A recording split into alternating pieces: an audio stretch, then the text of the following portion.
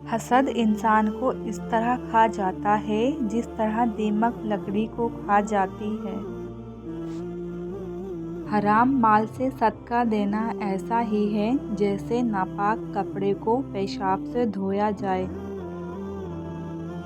زندگی نے مجھ سے وہ لوگ بھی چھین لیے جو میری زندگی ہوا کرتے تھے۔ خوبصورت ہے وہ سوچ جو دوسرے انسان کے لیے اچھا سوچے، اور خوبصورت ہے وہ انسان جسے اللہ ایسی سوچ عطا کرے۔ اگر لوگ اپنی دل کی باتیں اور تکلیفیں اسٹیٹس پر لکھنے کی بجائے اللہ سے کہیں تو سکون بھی ملے گا اور تکلیفیں بھی دور ہو جائیں گی انشاءاللہ۔ اور سردیوں کی سب سے خوبصورت بات یہ ہے کہ اذان کی آواز صاف سنائی دیتی ہے۔ جواب دینے میں کوئی زور نہیں لگتا، اصل طاقت تو چپ رہنے میں لگتی ہے۔ انسان کتنا بھی گنہگار ہو، اللہ پاک اس کے لیے دعاؤں کا راستہ اور رزق کا دروازہ کبھی بند نہیں کرتا۔ سمجھ نہیں آتا بعد میں مصروف ہونے والے لوگ شروع میں وقت کہاں سے لاتے ہیں۔ موت کا ذائقہ سب نے چکھنا ہے مگر زندگی کا ذائقہ کسی کسی کو نصیب ہوتا ہے۔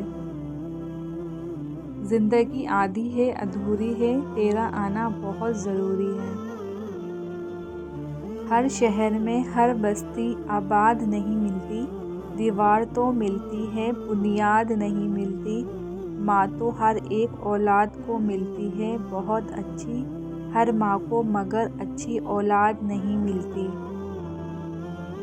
تہجد کے وقت کچھ لوگ تکیے پہ سر رکھ کر سوتے ہیں اور کچھ لوگ مصلے پر سر رکھ کر روتے ہیں۔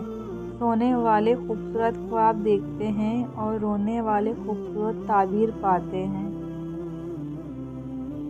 جہاں حالت جیسی بھی ہو توکل صرف اللہ پر رکھو، اللہ میرے لیے کافی ہے اور وہ بہترین کارساز ہے۔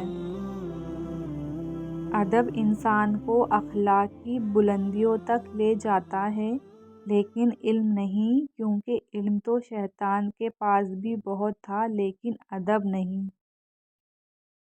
ایک بات ہمیشہ یاد رکھنا، دھوکہ کھانے والے کو اللہ صبر دیتا ہے لیکن دھوکہ دینے والے کو سکون کبھی نہیں دیتا۔ تم دوسروں کے راستے کی رکاوٹ دور کرتے جاؤ، تمہاری اپنی منزل کا راستہ آسان ہوتا چلا جائے گا۔ سب سے اچھی چیز جو میں نے کی، میں نے وہ لوگوں کو اپنے بارے میں بتانا بند کر دیا کہ میری زندگی میں کیا ہو رہا ہے۔